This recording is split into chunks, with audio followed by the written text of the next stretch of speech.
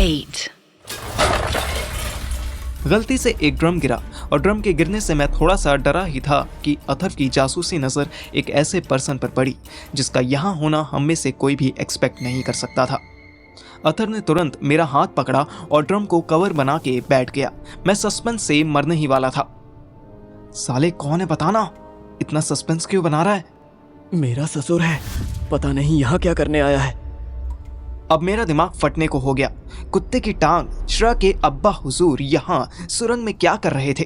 तो ये थे हर मुसीबत के पीछे। हैंचोद, ये कैसे हो सकता है? मतलब सारा बवाल इन्हीं का मचाया हुआ है। ज्यादा शॉक्ड मत हो।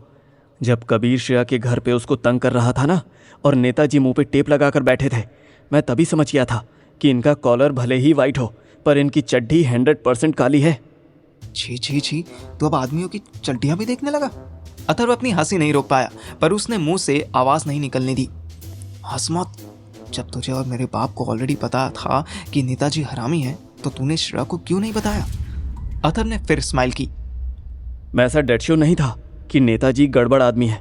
मुझे लगा कि नेता है तो इसीलिए सब ऑटोमेटिकली करप्ट समझते होंगे इन्हें, लेकिन ये इस तरह डायरेक्ट पार्लियामेंट पे अटैक में इन्वॉल्व होंगे, इसका आइडिया नहीं था मुझे तो अभी भी यकीन नहीं हो रहा है। चल बे, अब क्या डाउट है? अब तो सामने दिख गया। नोप, तेरे पापा श्री का कहना है कि अपने लाइन में सिर्फ आंखों देखी पर भरोसा मत करो और सिर्फ कानों सुनी को इम्पोर्टेंस मत दो। यहाँ दिखता कुछ है, होता कुछ है और सुनाई कुछ और ही देता है। So stay calm, have patience. तू यहाँ रुक, मैं थोड़ा आगे बढ़ता हूँ और चेक करके आता हूँ कि स्वीटी यहाँ पे है या नहीं। अगर वो नहीं हुई ना, तो फिलहाल हमको इनसे कोई प्रॉब्लम नहीं है। अभी हम डायरेक्ट पंगा लेने वाली पोजीशन में नहीं है। Got it? समझा? मैंने अच्छे अप्रेंटिस की तरह मुंडी हिला दी। अथर्व मुझे ड्रम के पीछे छुपाकर हाथ में गन लिए धीरे धीरे आगे बढ़ने लगा। मैं छोटे बच्चे की तरह उचक के देखने की कोशिश करने लगा कि ये कहाँ जा रहा था। जिस एरिया में अथर्व को श्रेया के पापा की झलक दिखी थी, वहां अब कोई नहीं था। ये बहुत बड़ा गोडाउन था। गोडाउन पार करके भी एक बड़ा सा हॉल था। अथर्व बिना आवाज के वहां तक पहुंचा और फिर वो भी दिखना बंद हो गया। एक तो यहाँ लाइट इतनी लिमिटेड थी कि अपनी आंखों पर ट्रस्ट करना मुश्किल हो रहा था। एक सेकंड के लिए लगता था जैसे अभी कोई दिखाई दिया, फिर समझ आता था कि नहीं, ये तो भ्रम था जो ऐसी खुफिया जगह पर डरे डरे घुसने की वजह से आ रहा था। मुझे दो लोगों की आने की आवाज सुनाई दी। मैं ऑलरेडी ड्रम के पीछे छुपा हुआ था, फिर भी डर के और नीचे छुप गया। कोई मुझे दूर से देखता तो यही कहता कि ड्रम के पीछे एक ड्रम छुपा हुआ है, क्योंकि उन दोनों आदमियों के पीछे की तरफ एक बल्ब जल रहा था, इसलिए मुझे उनके सिर्फ सिलौटे दिखाई दे रहे थे। मैं इतना अलर्ट हो गया कि मैंने नाक बंद कर ली कि कहीं इन्हें मेरी सांसों की आवाज ना आ जाए। जब वो बहुत पास आ गए तब मैंने साइड से झांका तो मुझे AK-47 टाइप किसी बड़ी सी गन की परछाई दिखी। इतनी बड़ी बंदूक देखते ही मुझे जोर की सूसू आने लगी। मैं ही जानता हूँ कि मैंने अपनी पैंट खराब होने से कैसे बचाई। उनमें से एक ने बंदूक अपने शोल्डर पर लटकाई और वहीं खाली ड्रम ले जाने लगा जो अथर्व ने गिरा दिया था। दूसरे ने भी अपने शोल्डर पर गन लटकाई। मैं समझ गया कि ये साले खाली ड्रम लेने आए थे। अभी 2 मिनट में चले जाएंगे, बस 2 मिनट और सांस रोकनी थी।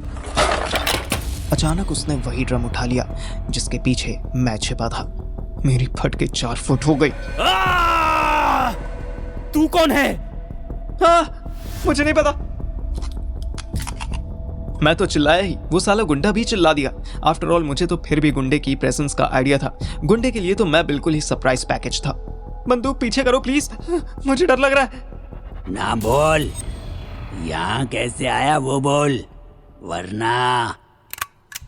उसके गन लोड करते ही मेरा सूसू रोकना और मुश्किल हो गया। कहते हैं जब जहाज डूबने वाला होता है तो सबसे पहले चूहे निकलने का रास्ता ढूंढते हैं। मेरे केस में ये चूहा मेरी सूसू थी। मुझे अपनी पैंट गरम गरम गीली लगने लगी। इधर सीक्रेट अड्डे में फंसा हुआ मैं AK-47 देखकर पैंट में सूसू कर रहा था और उधर स्वीटी के सामने 2 गंदे से आदमी आकर खड़े हो गए। उनमें से एक जो आगे खड़ा था वो CID के दया जैसी पर्सनालिटी वाला पहाड़ जैसा गुंडा था। उसके 2 दांत आगे को निकले हुए थे। वो अपनी पैंट खोलने लगा। ओह हेलो, वॉशरूम आगे है, यहाँ क्यों सुसु करने आए हो? दोनों गुंडों को ऐसे रिप्लाई की उम्मीद नहीं थी। तुझे भेड़िए देखने थे ना, आज हम तुझे दिखाएंगे कि भेड़िए क्या करते हैं। ओह गॉड, वो मैडम जो वुल्व्स की बात करके गई वो मेटाफोरिकल थी। मुझे लगा सच्ची के बड़े बड़े वुल्व्स होंगे। दूसरा गुंडा बस खड़ा मुस्कुरा रहा था।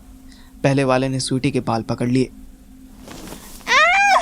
तुम सब लोग बालों के पीछे क्यों पड़े हो? पहले ही इतना हेयर फॉल हो रहा है।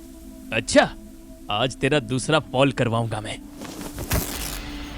गुंडे ने एक हाथ मारा और स्वीटी का टॉप सामने से फाड़ दिया। उसकी पिंक ब्रा नजर आने लगी। स्वीटी को अचानक गुस्सा आ गया। गुस्से में उसकी पंजाबी निकलने लगी। कुत्ते, कमीने, सुअर दे पुत्तर, तेरी बहन दी फुद्दी मदर, साले इतना महंगा टॉप सी फाड़ देता। तेरा प्यो ला के देगा हुण। कुत्ते दे बच्चे, 3000 रुपए निकाल निकाल। स्वीटी इतनी जोर से चिल्लाई कि गुंडा 1 सेकंड के लिए घबरा गया। बैकग्राउंड में खड़ा गुंडा भी 2 कदम पीछे हो गया। मुंह की वेखदा है, हिम्मत है तो नया टॉप दिला। अरे चुप हो जा तू समझती क्या है? तेरा किडनैप हुआ है, कोई मामा के घर नहीं आई है तू।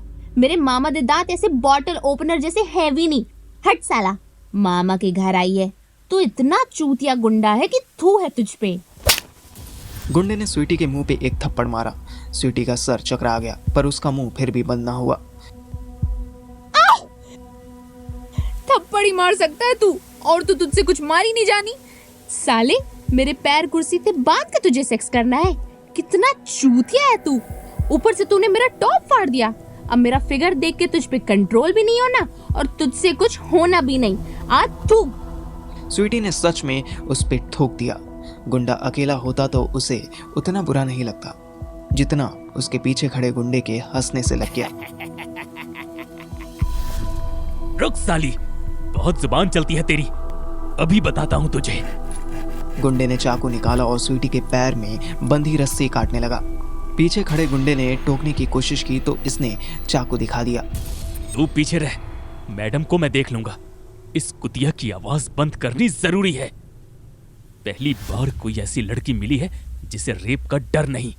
इसकी तो मैं ऐसी बैंड बजाऊंगा कि लाइफ में कभी सीधी नहीं चल पाएगी। जैसी रस्सियां खुली, गुंडे ने स्वीटी के हाथ भी खोल दिए और उसे कंधे पर उठा लिया।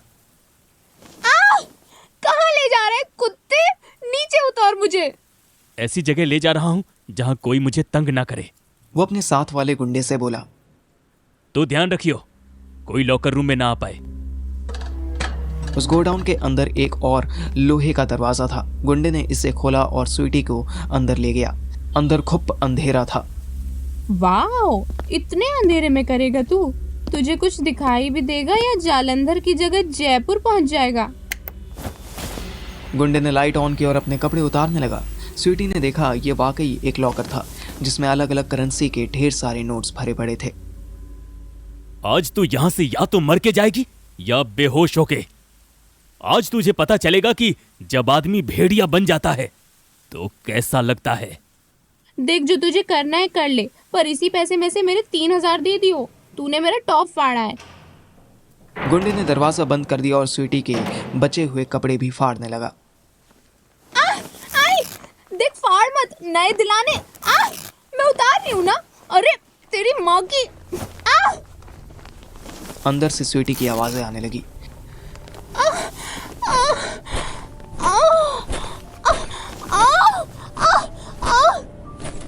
इधर मेरा वाला गुंडा मुझे गन से टोचता हुआ एक हॉल में ले गया। पैंट में की हुई सुसु पहले तो गरम गरम लग रही थी, पर अब ठंडी ठंडी लगने लगी।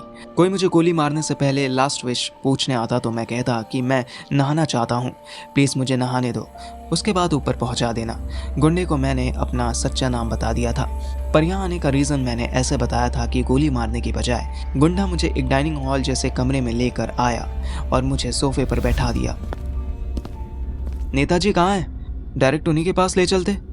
गुंडे ने मुझे घूर के देखा। मैंने उसको यही बोला था कि मैं नेताजी से मिलने आया था। ऑल्दो मैं श्योर नहीं था कि श्रेया के पापा यहाँ है या नहीं, पर मेरा ये एक्सक्यूज़ फ़िलहाल मुझे ज़िंदा रखे था। गुंडा कुछ ना बोला, वो बाहर जाने लगा। भाई सुनो, यहाँ ऐसे कितने हॉल और गोडाउन है? उसे कोई फ़र्क नहीं पड़ा, वो बिना मुझे भाव दिए बाहर चला गया। मैं वेट करने लगा। वेट करते करते 10 मिनट हो गए पर कोई नहीं आया। अथर का भी कुछ अता पता नहीं था। हॉल के एंड में मुझे कुछ कर्टेन्स पड़े दिखाई दिए। मुझे ऐसा लगा जैसे उसके पीछे कोई दरवाज़ा है। मेरी क्यूरियोसिटी जोर मारने लगी। मैं धीरे से उठा तो गीली पैंट के टच होते ही घिन आने लगी, पर मैं आगे बढ़ता गया। मैंने धीरे धीरे बॉक्सेस हटाने शुरू किए तो देखा वाकई पीछे एक दरवाज़ा था। मैंने हैंडल ट्राई किया